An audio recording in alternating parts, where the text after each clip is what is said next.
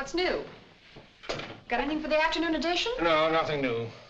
Tell a king his nemesis is out here.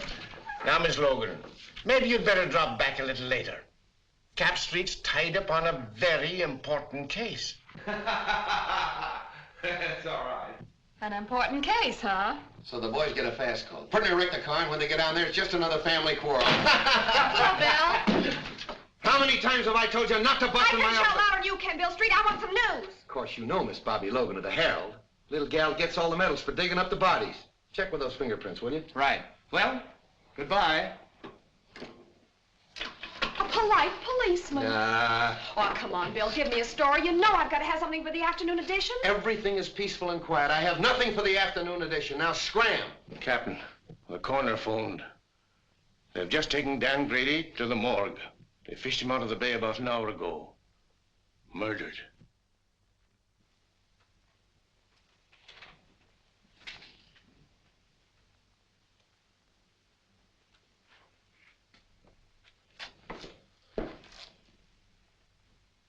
Oh, he's going to take this pretty hard, Mike. Sure. Him and Dan were just like brothers. Yes, I know. What makes you think they tried to hide his body, Doc? Well, in the first place, when word was found, washed ashore down the bay. Lungs were collapsed. That means the body was under water pressure for some time. This was tied around the ankles, and there were deep bruises. Tied a weight on him and threw him overboard. That's right, Bill. After the bullets had done their work. Yeah. Did you get them over to ballistics? Mm-hmm. There's a clothes he had on. Take a look. Seaman's outfit. Andy, check these clothes and see if you can find out where he bought them. Thanks a lot, Doc. I'll check with you later about Dan. Bye, Bill. This hits the whole department with a jolt, Bill. Hit me a little harder than the rest. Dan and I were together as kids. Took our training together. Pounded the same beat. Yes, I know. You say he was on a smuggling detail. Yes. That ought to lead us to something. Nothing unless he was following a hot trail. You know Grady. He always preferred to work lone wolf on a case. Well, it's in my department now, Chief. It's homicide. Yes, and you have command of every resource of the department. I may need it. Because I'm going to find out who killed Grady if it's the last thing I do. I know you will, Bill. And good luck. Thanks.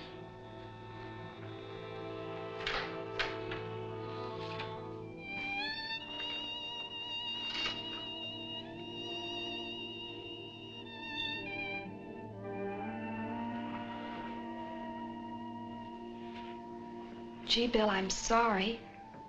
I wish I could help. Thanks, Bobbie. It's funny, but somehow I can't realize it. Does his wife know? Molly? No, not yet. Poor kid. Say, you can help me at that if you want to. Of course. Anything. Go on out to Molly's and break it to her as easy as you can. She doesn't know me very well. You're the one to tell her. Oh, it's a woman's job. Okay, Bill.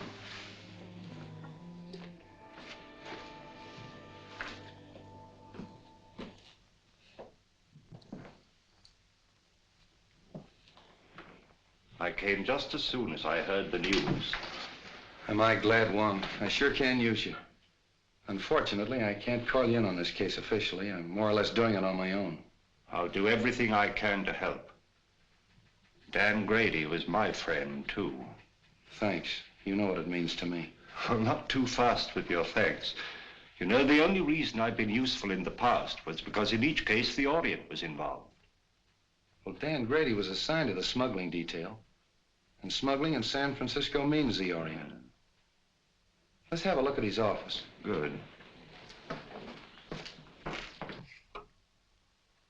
Wife and kid.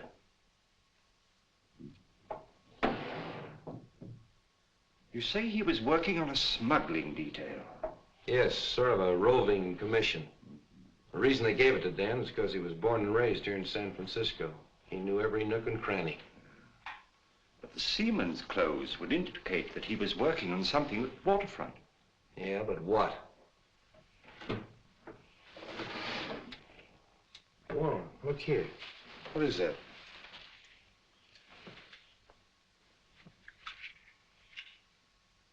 Why, that's a rare piece of emerald jade, as fine a specimen as I've ever seen.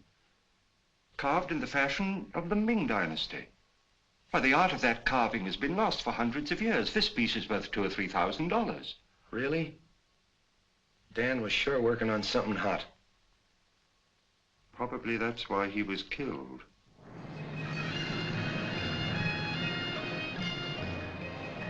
Yes, I have seen many similar in the past 3 months. From the captured provinces. Even so, from the ruined temple of Lao Tzu, is it not so? Torn from their settings by alien hands.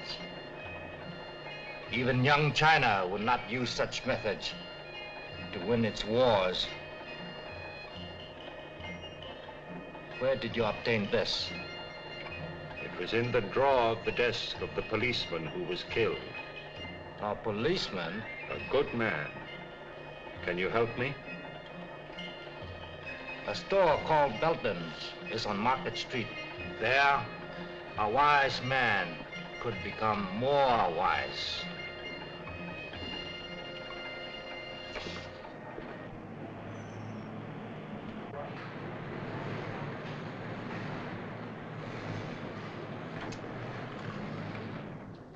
How do you do? I'm Mr. Belden. Something I can do for you?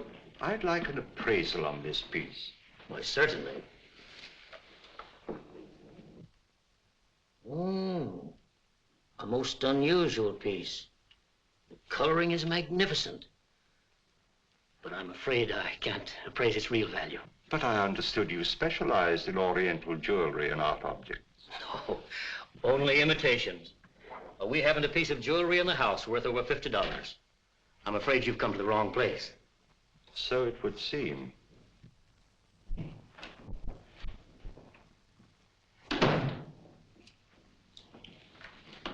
Morning, Dad.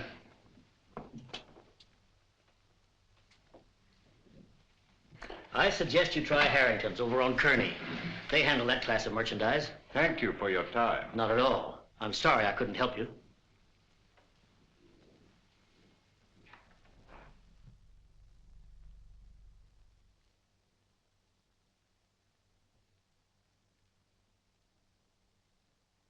Yeah, Chief, that's the guy, all right. I'd know that face any place. Why, that mustache. Even the checkered tie. Yeah, it's him. Checkered tie, huh? Yeah. Where'd you see him? On the bus going uptown. What time was it? 12 o'clock noon. 12 o'clock noon, huh? You don't say. Yeah. At that time, he'd been lying dead for 3 hours in the morgue. Yeah? Yeah. Why, they sworn on a stack of Bibles that was the guy. Sure, I know, Mr. Unifer. We all make mistakes sometimes, so thanks for coming in anyway. Oh, not at all, Inspector, not at all. Say, maybe it was the guy's double. Yeah. You know, they say every guy's got a double. Sure. Even me. Sure. Even you. Yeah, sure. Mike, get Bobbie Logan on the phone. Yes, sir. Market 6400. Hello, Bobbie. I was just trying to get you on the phone. Oh, are we going someplace? Yeah, you're going someplace. If you ever pull a bright idea like that again. Well, what's the matter with that? Somebody might be able to give you a lead. Somebody might be able to give me a lead. I've had every crank in San Francisco in here this afternoon. Yeah. Logan doesn't answer. Where do you think I ought to look for her? Try my office. Huh? Every one of them has seen Dan Grady in 5 different sections of the city at the same time. Well, but he... But nothing. Did you see that guy that just went out of here? Yes. He was on the bus today at noon with Dan. Well, that's silly. Of course it's silly. But I've had to talk to those goofs. That's what your idea's done. Wasted my whole afternoon. Yeah, Mike. A gentleman out here says he saw Detective Grady. What? Miss Logan will interview him. Well, did you hear it? Just faintly. Go on, he's your witness.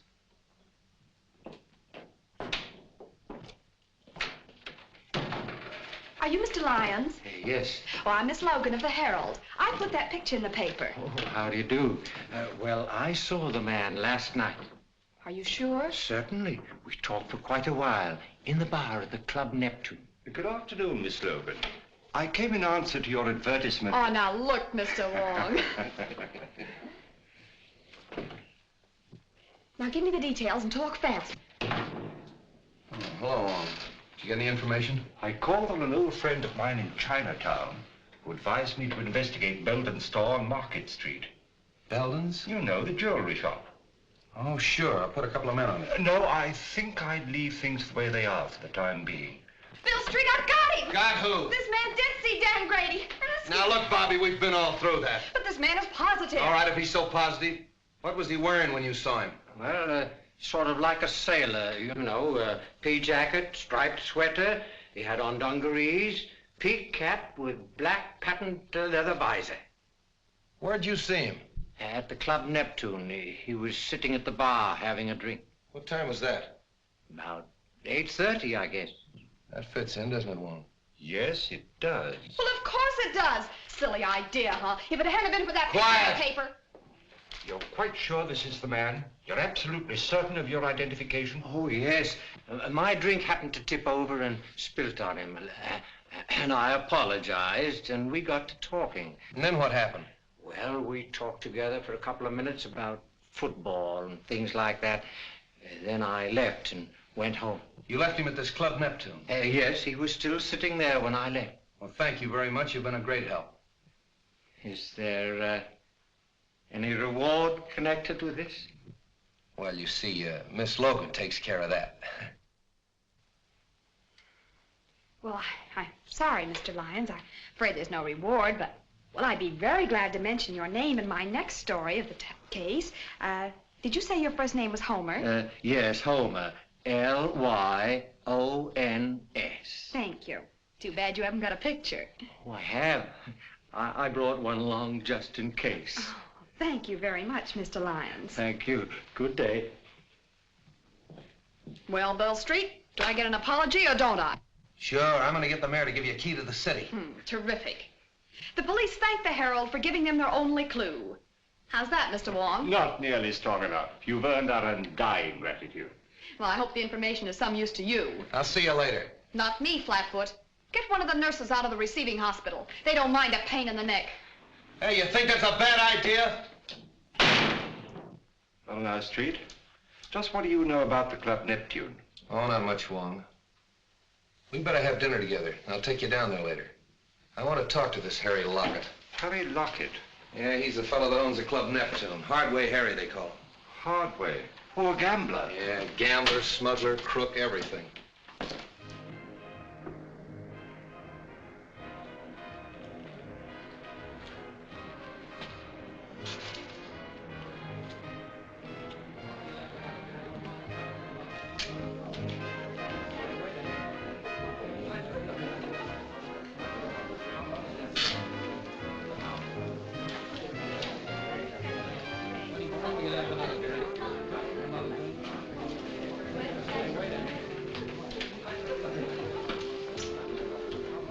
Anything new?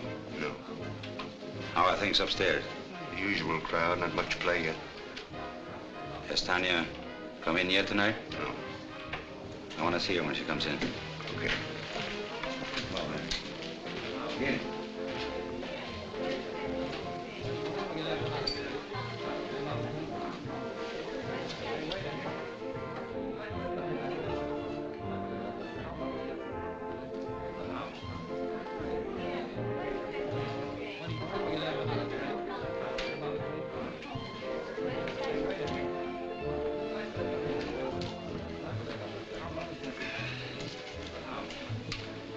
Two dry martinis, huh?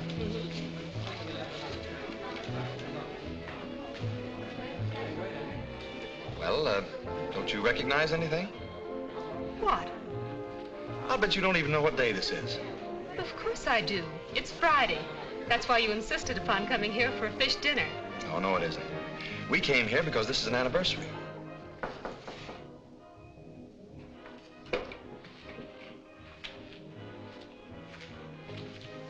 What is it? but she's got young Belden with her. She's starting that over again, eh? Bring her in here. Okay. Listen, Tanya, I've been lying awake nights planning our future together. I realize that I haven't much to offer you, but I'll try awfully hard to make you happy.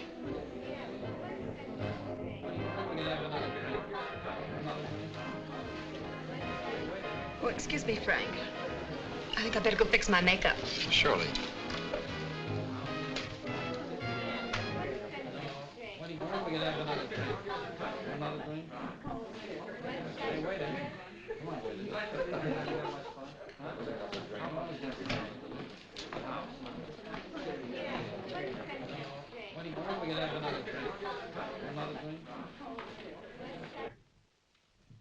What do you want? I thought I told you to keep away from young Belden. And I told you that my personal affairs are none of your business. What are you trying to do? Get the old man on our neck? Keep away from that boy or I'll... Or what? I guess if I'm good enough to help handle his smuggled junk, to run the risks that he cashes in on, I'm fit company for his son. Well, what about a certain other gentleman?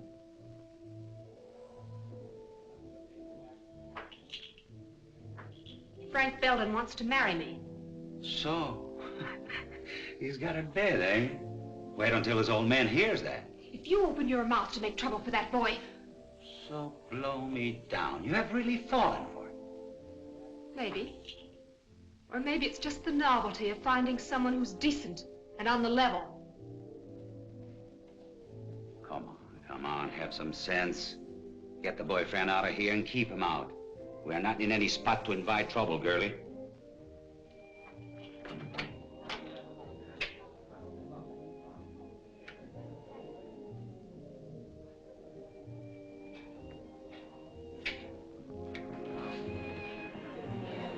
I seem to have developed a headache, Frank.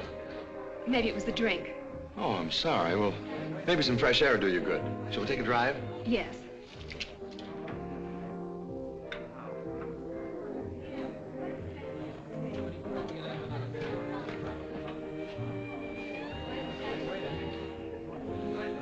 Hello, everybody. Well, ain't it grand we can all be together? Tommy, give me my usual. You know, the good old double. Well, I know you. You're Logan of the Herald. Don't you remember me? I'm the guy you wrote about in that automobile accident. You know, in those days, I was a drinking man. Aren't you gonna have your dinner? What dinner? The one you ordered. I ordered a dinner? I'm sure you did. Well, skip it. And You know you can handle your drinks better if you have something to eat. I think you got something there. Don't go away. You know, I always forget to eat when I go out stepping. I'm awfully sorry. Oh, that's all right. He was just feeling hospitable.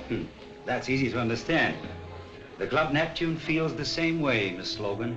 Gee whiz, I'm famous. Who wouldn't recognize that pretty face of yours if they read the Herald? I'm Harry Lockett. I'm very glad to meet you. I've heard a lot about you and your Club Neptune. So it seems, judging from today's Herald. Oh, you don't sound pleased. I'm not.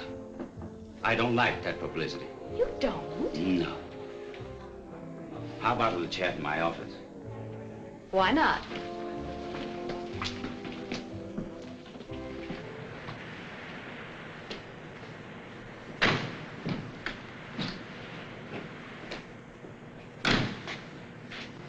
I think I'll take a look round the back. All right, I'll see you inside.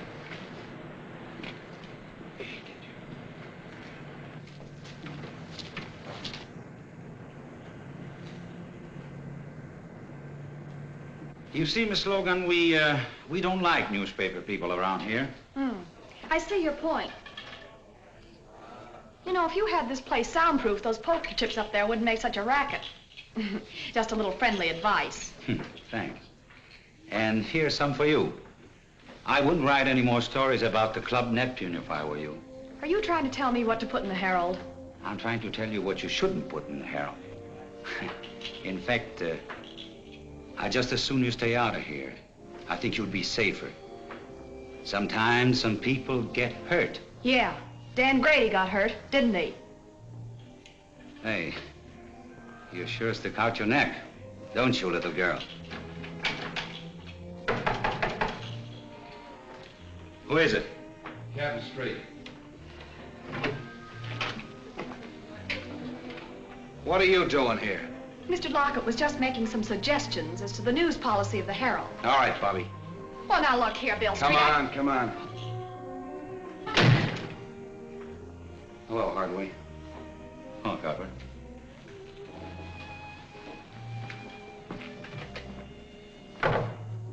Have a drink? No, thanks.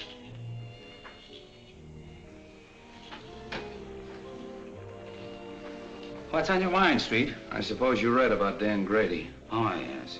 That's too bad. I don't think I knew him. I thought everybody on the waterfront knew Grady. He was on the smuggling detail. It's funny you didn't run into him.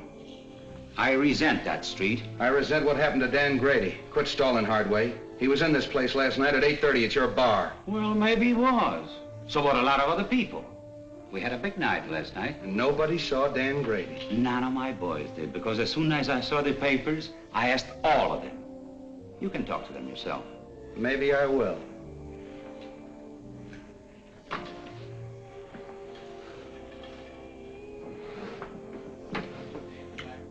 Cigarette? Over there.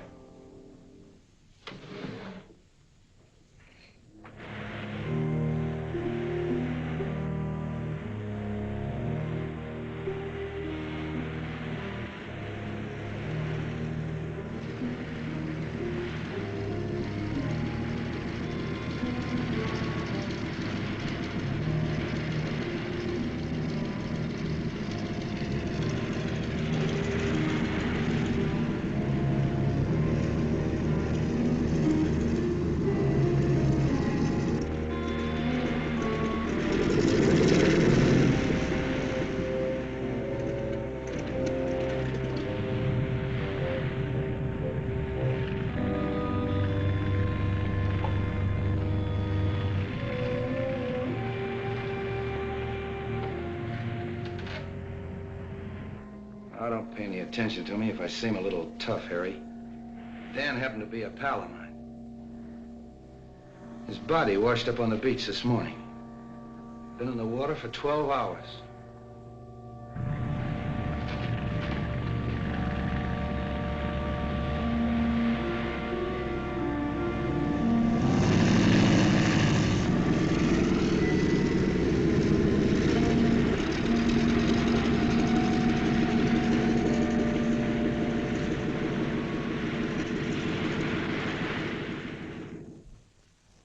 You know, they tied a weight around his legs before they tossed him overboard. He didn't have a chance. It's kind of a tough way to go, isn't it? Well, Street, they say that drowning, it's an easy death. But Grady had 2 slugs in the back of his neck before he ever hit that water. That's not so easy, is it?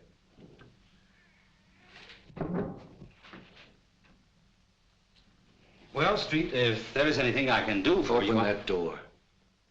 Open that door.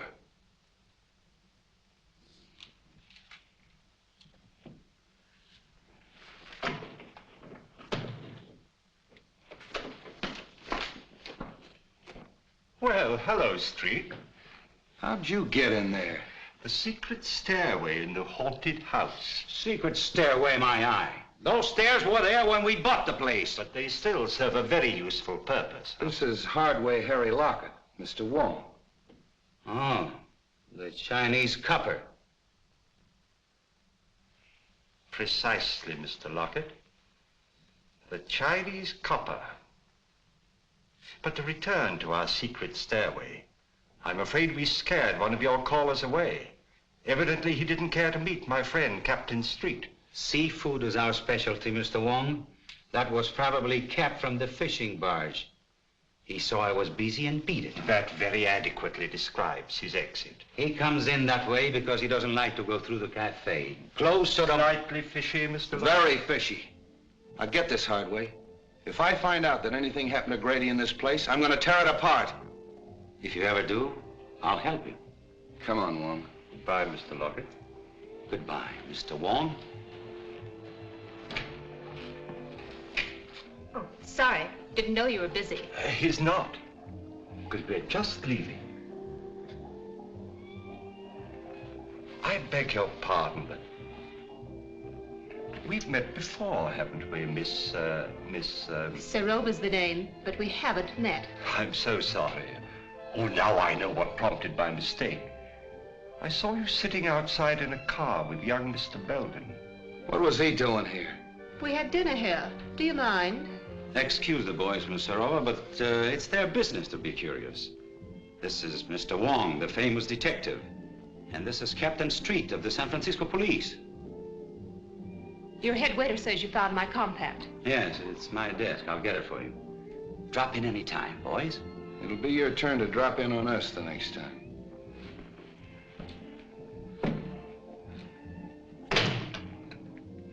You're a help. Why in blaze didn't you get rid of Belden when I told you to? Well, I did. He must have seen us outside in the parking lot. What they want? You read the papers, don't you? What do you think? I think that dead policemen are bad medicine. I don't like it, Harry. Relax. They haven't got a thing on us. So Grady was here last night. What does that prove? That the party's getting too rough for yours truly. So, don't tell me Miss Serova's getting jittery, huh? Serova's getting out. Murder's something I don't want any part of. I'm through. Oh, no, you're not. When you're through, it will be because I tell you you're through. Are you threatening me? Maybe. Don't do it, Harry. I know too much. Things happen to people who know too much. Yes. They end up in the bay like a certain policeman.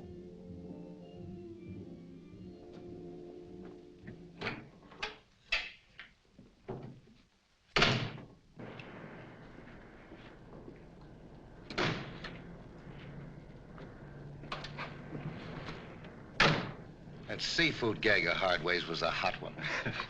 And the young lady who lost her compact. More seafood, eh, Street? I'll say. Well, what's her name? I thought I told you to scram. You're always telling me to scram. Well, you're not gonna ride in a police car. Okay, let me out and I'll put on my roller skates. Oh. I tell you, I don't like the setup. I don't like any part of it. When a dead copper spells trouble, and if this girl starts to talk... Yeah. Yeah, I think so, too. But this idea of mine is something entirely new in radio, Mr. Forbes. Nevertheless, I'm a guest continuing the program. But Forbes, Belden's has had a radio program for years, and it's been excellent advertising. Not excellent enough to keep you out of the receivership. I represent the creditors, and I cannot approve the expenditure. But, Mr. Forbes, I'm sure this new idea of mine will create a lot of interest. That means customers for Belden's. I can only judge by past performance, Mr. Griswold. Results have not warranted the expense. All here? Yes. Oh, but, Mr. Forbes, this is a novelty, a complete one-act play in which I enact all the roles, male and female. You see, Mr. Forbes, impersonation is my forte. I think persistence is your forte. Well, I tell you, this is the type of program that's bound to create comment. Why not give it a chance? Just glance through this and you'll get the idea. After the commercial, the music fades out and you hear footsteps and a knock. Now, read from there on.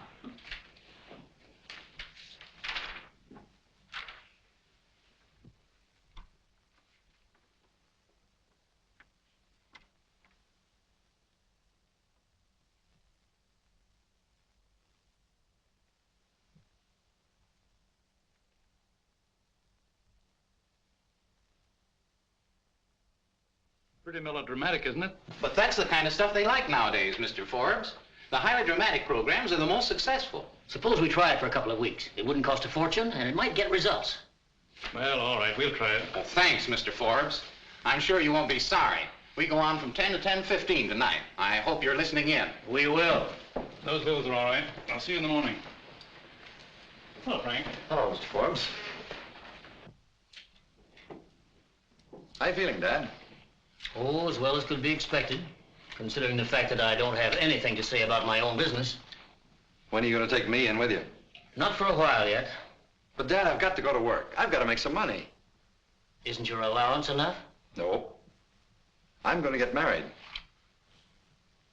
Who to? That Serova woman? Miss Serova, yes. How did you know? I haven't taken my eyes off you completely. You've been out with that adventuress every night for a month. I wouldn't talk like that if I were you, Dad. We're both liable to be sorry for it. Besides, it won't change my decision. Frank, I won't permit you to wreck your life, to throw away your entire future for the sake of that scheming, unscrupulous... That's enough!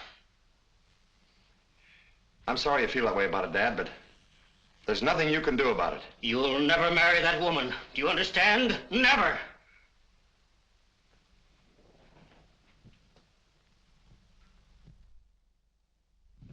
Morning, Sophie. Everything shipshape? No sign of the police, if that's what you mean. Oh, why, Sophie, that's the farthest thing from my mind. Bring me the checks from last night, eh? Okay.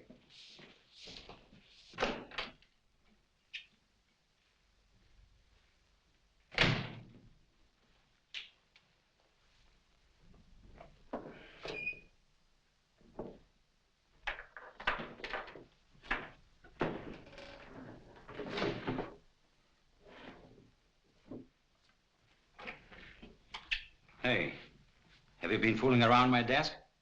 Me? Mm-hmm. Well, I wouldn't touch your stuff, boss. Something missing? Yeah, my gun. Gee, that ain't so good. When'd you last see it, boss? I don't know. Yesterday, I guess. I want to talk to you.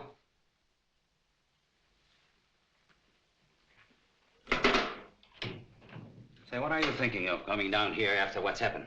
I told you I'd get the stuff to you as soon as it was safe or kept to bring it in. That isn't why I'm here. I want to know what that Serova woman is doing running around with my son. Well, I did my best.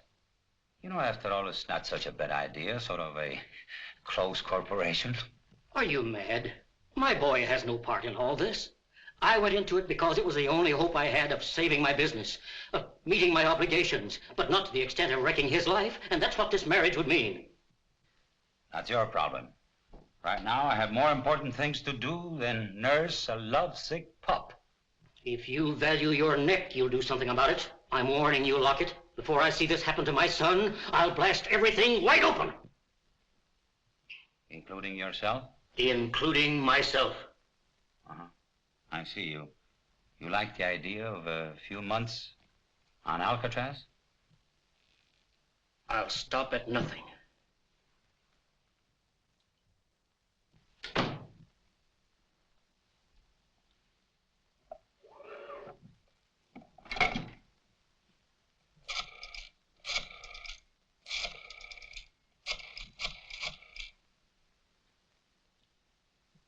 Hello. Hello, Tanya. This is Harry. I want to apologize the way I talked to you last night. Oh, you know, I couldn't mean it. We were both a little jittery and unreasonable. Now, listen, Tanya. I want to see you. I have to talk over something with you. I think you'd be interested. All right. I'll be in all evening. Goodbye. I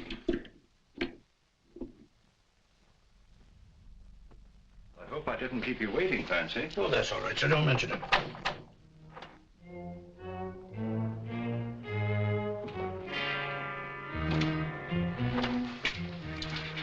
I stay out here and keep an eye on things.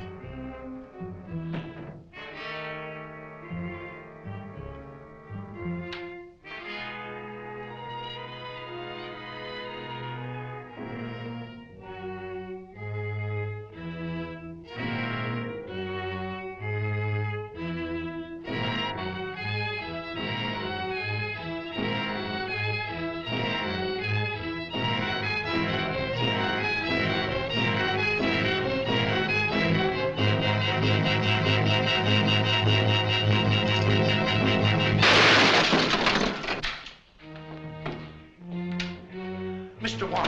Mr. Wong! That's all right, Fancy. He missed me. Oh, I'm glad of that. Who was it, sir? I haven't the least idea, but the shot came from there. Well, we'll find out who that is.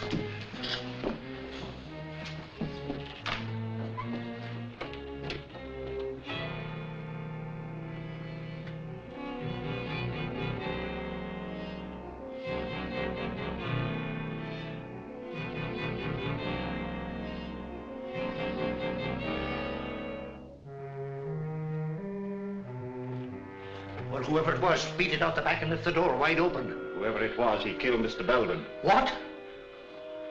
Oh, glory be! Get straight. Yes, sir.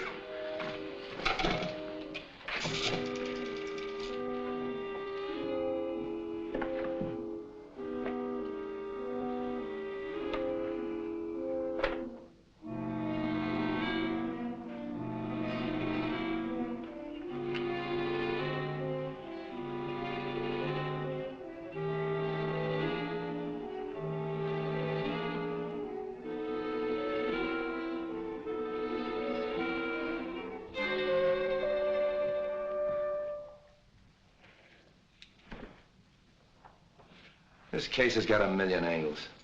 If this jade matches the stuff we found in Grady's office, Belden had a fortune hidden away. And I can't understand why he was in receivership. Well, perhaps he went into this kind of business to get out of receivership. What's that receiver's name? Maybe he can help us. A man named Forbes. You know where he lives? At the town apartments. We'll go up and see him.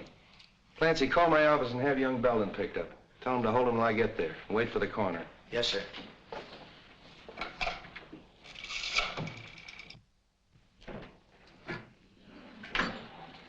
Good evening, gentlemen.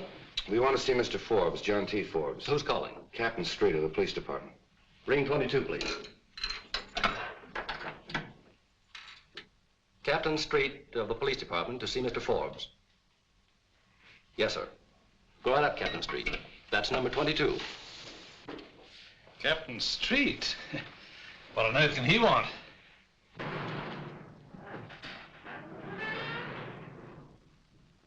I wonder if I've forgotten a speed ticket. Excuse me. Pray to take my hand, will you?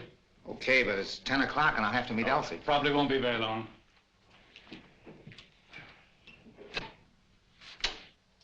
Captain Street? That's right, and it's Mr. Wong. How do you do? How do you do? Come in here, gentlemen. Thank you.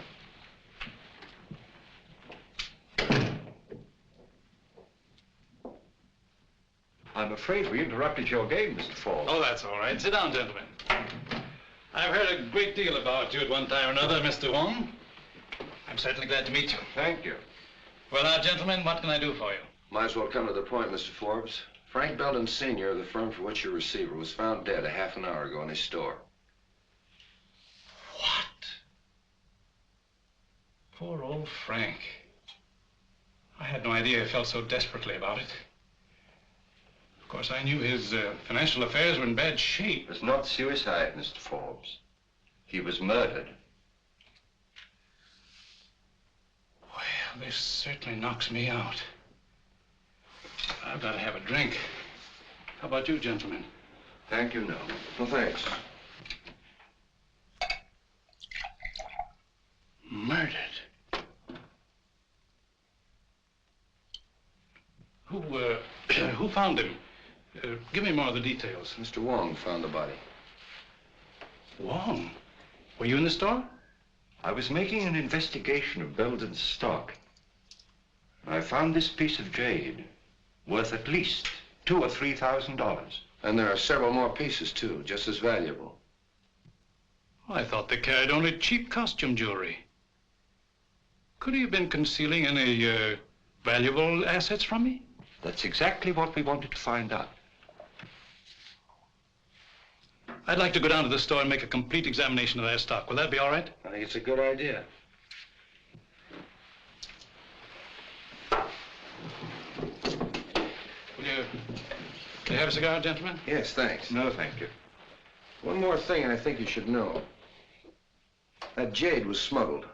And one of our own men on the smuggling detail was murdered, running it down. And the trail seems to lead to Belden's store. Why, this is the worst thing I've ever heard. Excuse me. Hello? Yeah. It's for you. Thanks. Street speaking. What? I'll go right up. There's been a shooting on the floor above. Can we get out this way?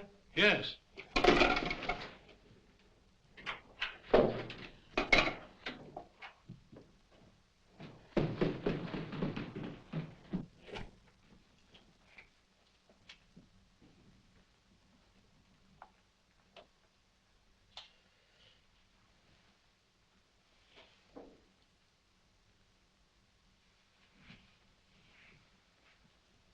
That's that Serova girl. How do you like this? A murder right over my head. Yeah? Oh, you're the clerk. Yes, sir. I telephoned headquarters from downstairs. Thanks. What do you know about this? Nothing, except what the switchboard operator told me. What'd she tell you? Well, I was sitting in the lobby when all of a sudden she started yelling, Mr. Rova's being killed.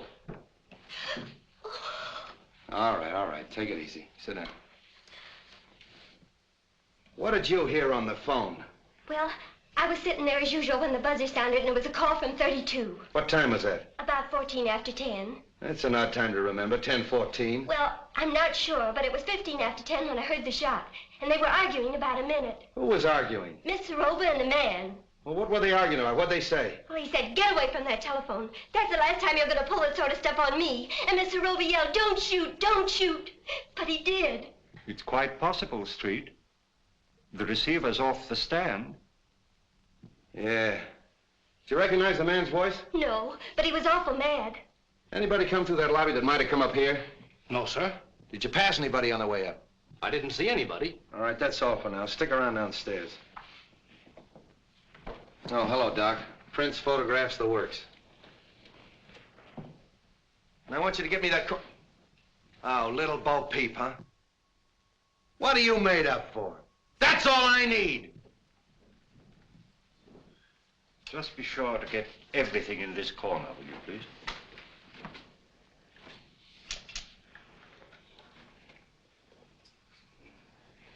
Hello, Ballard. What are you doing here? I thought I told you to tail Hardway. I was trailing him. I lost him in the traffic at 8th and Market around 9 o'clock. I've been looking for him ever since. That's wonderful. Get my office on the phone. Get me police headquarters. Hey. Remember the last guy we saw Serova with? Hardway Harry. And he ditched Ballard an hour ago. That's our man. Just a minute. Hold it, Mike. Hello, Mike. Hardway ditched Ballard about an hour ago. 8th and Market.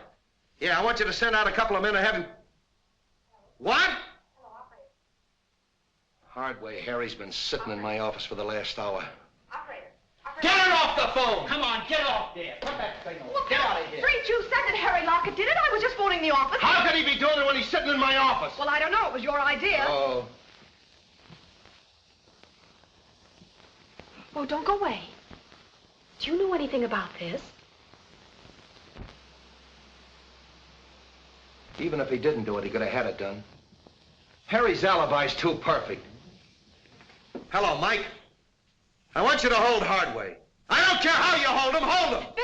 Bill LeMay. Will you stop? Well, Bill, the housekeeper... Will you quit picking on me? Mr. Wong, the housekeeper saw a man sneaking up the back stairs. Sit down. I'm sorry, who are you? I'm the maid on this floor. Well, where were you in this... She was looking in the door. Will you be quiet? You say you saw a man coming up the back stairs. I finished by 10 o'clock. I was going down the back stairs when he came in. Who came in? The young man. What young man? Mr. Belden. Belden Jr. He was in the habit of using the back stairs? Sometimes. Then he had his own key? Yes, sir. That settles it. Ballard, pick up young Belden. Good idea. That's all for now, thanks.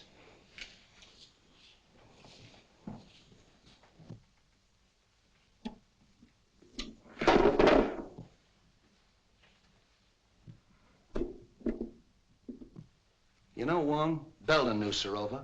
Hardway knew her. They're all mixed up in this thing some way. I'm gonna have them all come in my office tomorrow morning at 10 o'clock. What am I doing?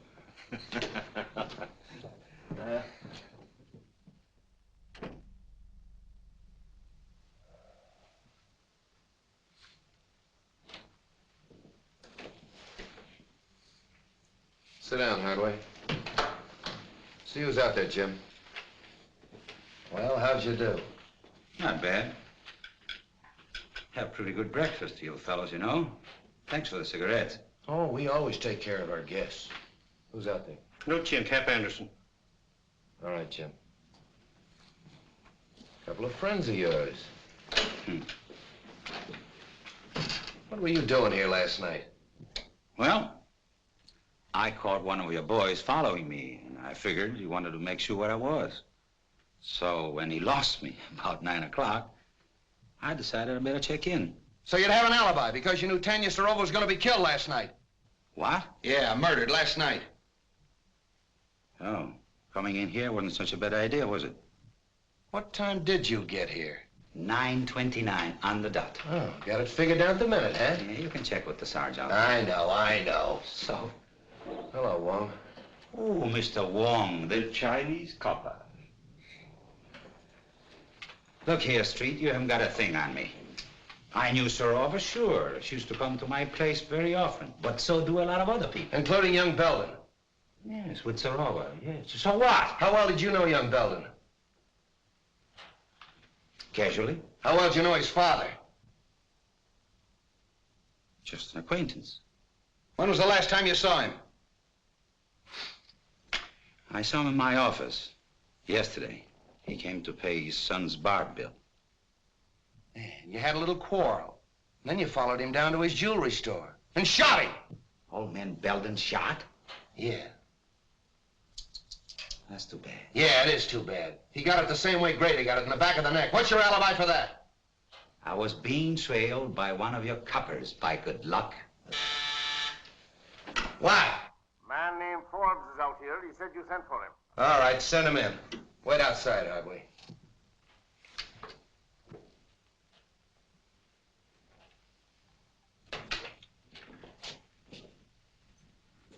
Good morning, Mr. Forbes. You want to see me, Captain? Yes. You know Mr. Wong. Oh, yes. How are you, Mr. Wong? Forbes? We were kind of interrupted last night, and I'd kind of like to find out what you know about young Belden. Well, I'm afraid I can't tell you very much. Most of my dealing has been with his father. Well, what sort of a kid is he? He's always struck me as being a rather nice sort of a chap. Quiet, well brought up, and... So you don't think for a minute that he had anything to do with his father's murder? Maybe. I do know he's mixed up in Serova's death. Oh, I can't believe that, Captain. Why, it isn't possible. I'm afraid you're wrong. There's Belden, Captain. Picked him up in a quick lunch joint, having coffee. All right, sit down. Have you met Mr. Wong? Perhaps you met him last night. Oh, I've never met Mr. Wong. How do you do? We've been looking for you all night. Where were you? I don't know why the police should be interested in my movements. What's this all about? What were you doing in Tanya Serova's apartment last night? Oh, we know you were there. The maid saw you sneaking up the back way. If I were you, I'd tell the captain all he wants to know. Well, I don't know what this is all about, Frank, but you're welcome to my legal advice if I can be of any assistance to you. For his father's sake, I feel that I ought to do everything I can to protect him. All right. But I still want to know what you were doing in Tanya Serova's apartment last night at 10 o'clock. Were you there, Frank? Yes, I was there, but I didn't kill her. She was dead when I found her. Don't give me that. Well, you don't know what you're saying, Frank. I demand that this boy be advised of his constitutional rights. I'll take care of his constitutional rights. This is a murder investigation. Tanya Serova was killed last night at 10:15.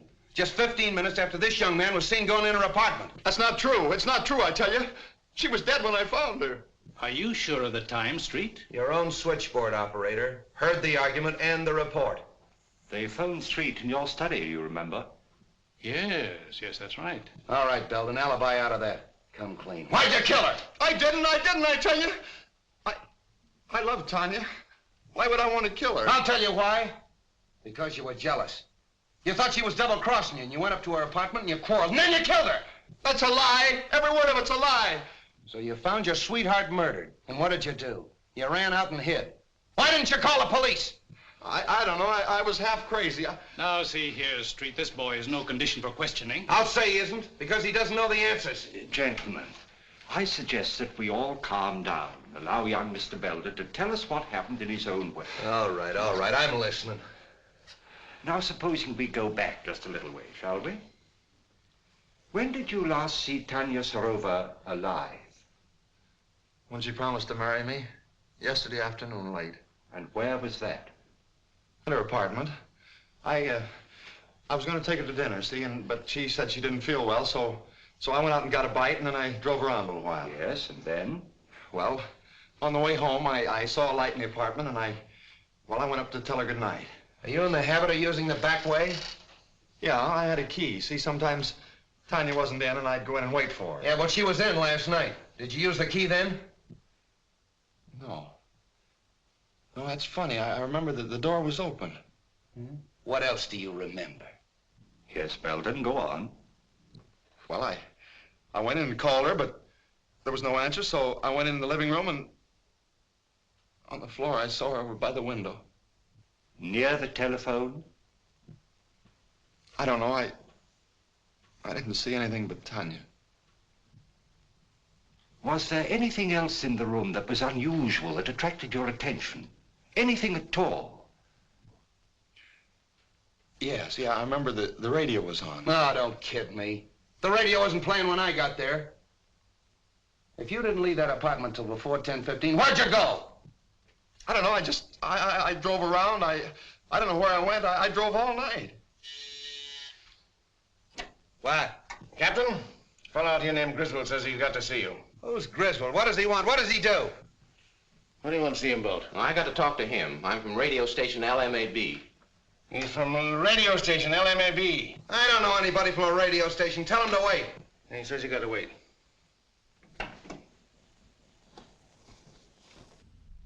All right, come clean. You didn't leave that apartment till after 10:15. After you killed her! Stop it, I tell you, stop it! Street, you're getting nowhere browbeating the boy this way. Maybe if you let me talk to him quietly somewhere. All right. I'll talk to him quietly. Would you like to see your father? No. Why should I want to see him? He's probably glad she's dead. Why should he be glad? Doesn't he like her? No. Did you quarrel over with your father? Yeah. Yeah, we had a quarrel and I walked out on him. And then you walked back last night to his jewelry store and shot him, killed him. You mean my father's dead? Stop it, will you? Stop it! What are you trying to do to me? Somebody get me a glass of water. Oh, never mind the water. Oh, I protest. Get him a glass of water. Where is it? Outside. Something wrong, Captain? Yeah, give me that brandy.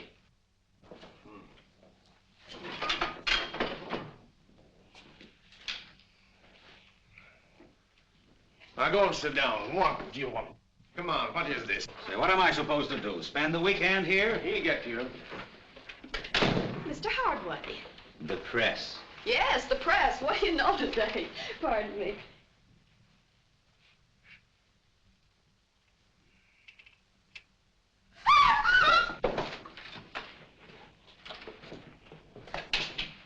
What's the matter? Who is this? It's the fellow from the radio station, Griswold. Where'd this paper file come from? Say, that looks like mine. It's missing from the desk. All right. Who did it? This is a payoff right in my own office. Stay away from that phone.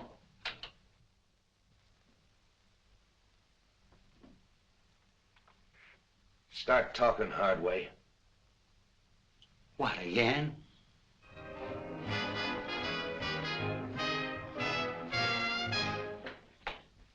Sorry for the interruption, Mr. Wong, but that was a new program, and I want to check on it. Not at all. It's all most interesting. Yes, but full of headaches.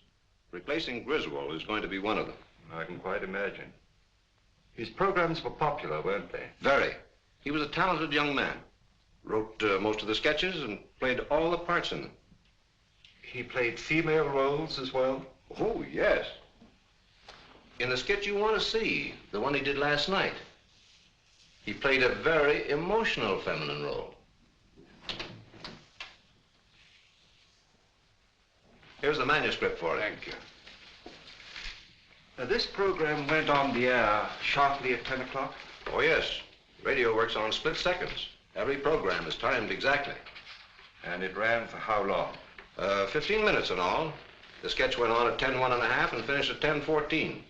The balance of the program time was taken up with commercials, that's advertising.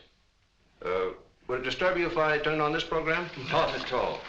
I've just finished. I'd like to take this with me. Oh, perfectly all right. Thank you very much. Goodbye. Goodbye. Presenting for your entertainment the first mystery thriller in their new series of programs.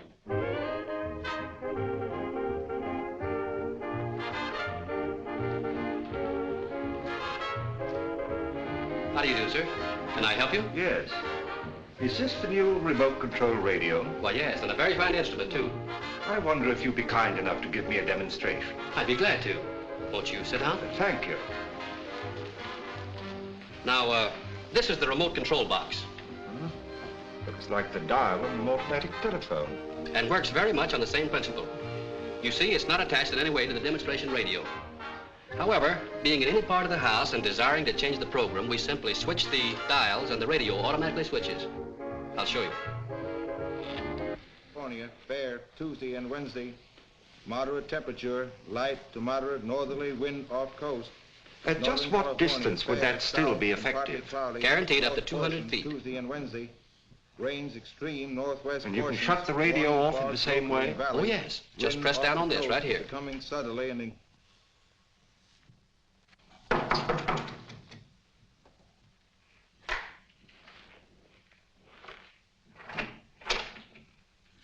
What, again? Yeah.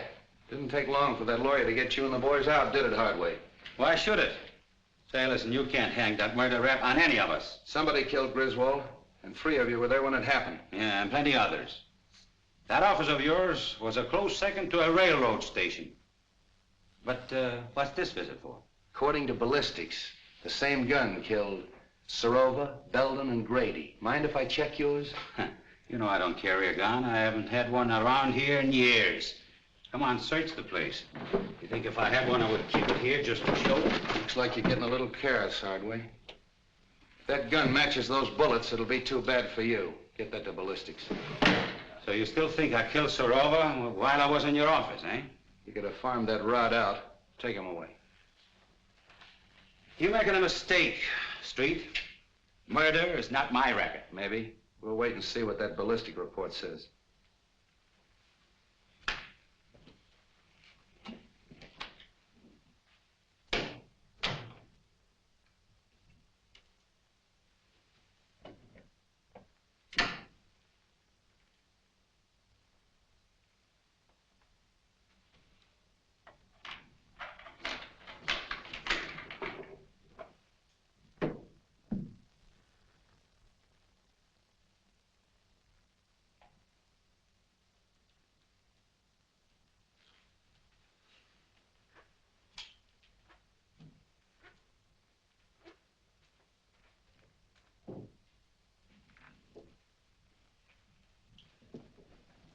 All right, keep your hands right there.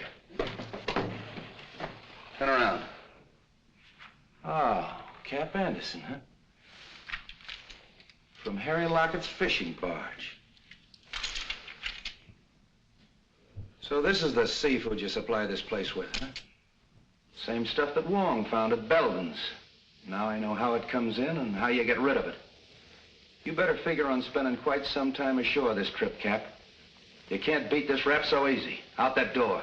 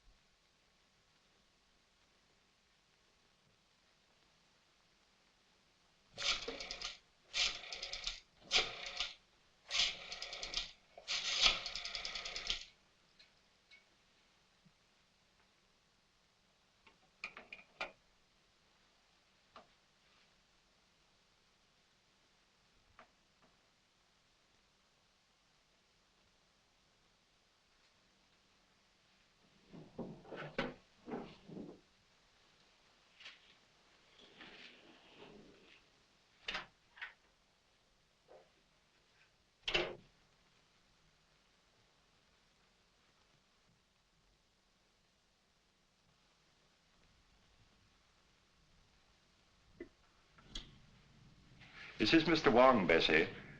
I'll be experimenting with the phone for a little while, so pay no attention if it rings.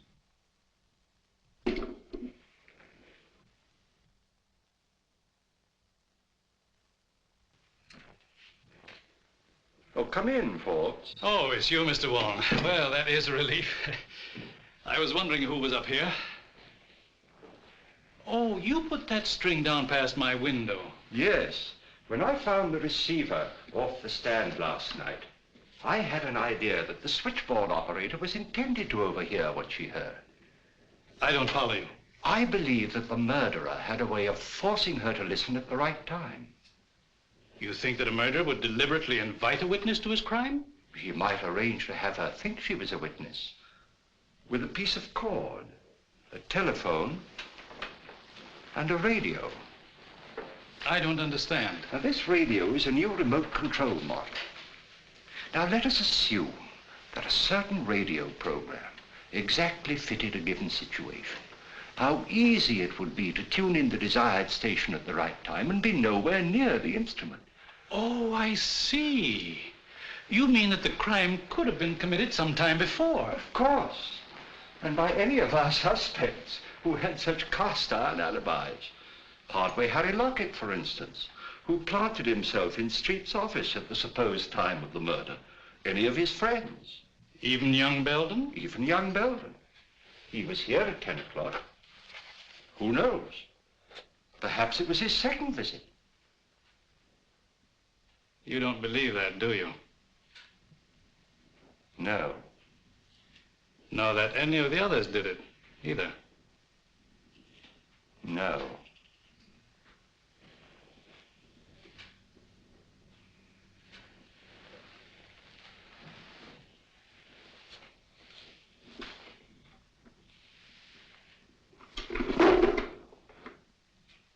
Is that what you were looking for, Mr. Wong?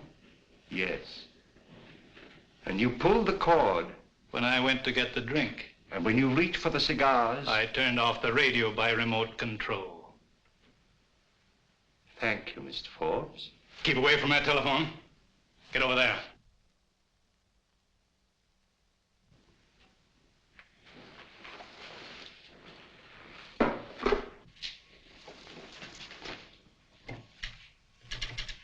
Operator. Oh, hello, Captain. Hello, is Mr. Forbes in? I'll see for you. Operator.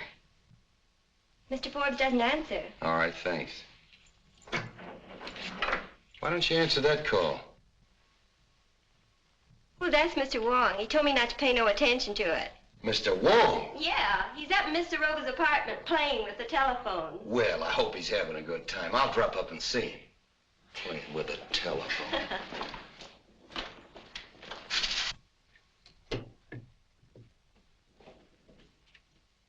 I killed Grady because he was in the way, and Belden because he was getting ready to talk. Griswold when he recognized his own program, and Tanya Sarova because she knew too much. No, because she was leaving me for a younger man.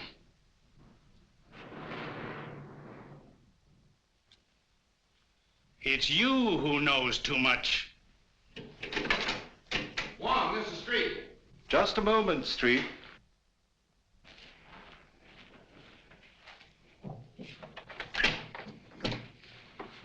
What are you doing up here? Get him up.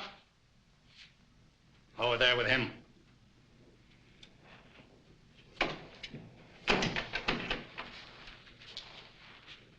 Well, the two of you. That makes it perfect.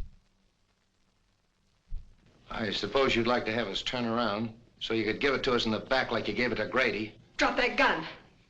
Drop it, I say. Nice work, kid. Oh. Take him, Wong. Oh, Bobbie. Bobbie. Honey. Bobbie. Yes? Oh, it's all right, Bessie. The experiment's over. You might give me the Herald, will you? Herald? You have a star reporter on your staff, a Miss Roberta Logan. She has just been instrumental in the capture of John Forbes, confessed murderer in the Dan Grady Sarova case. Oh, yes, this is a scoop.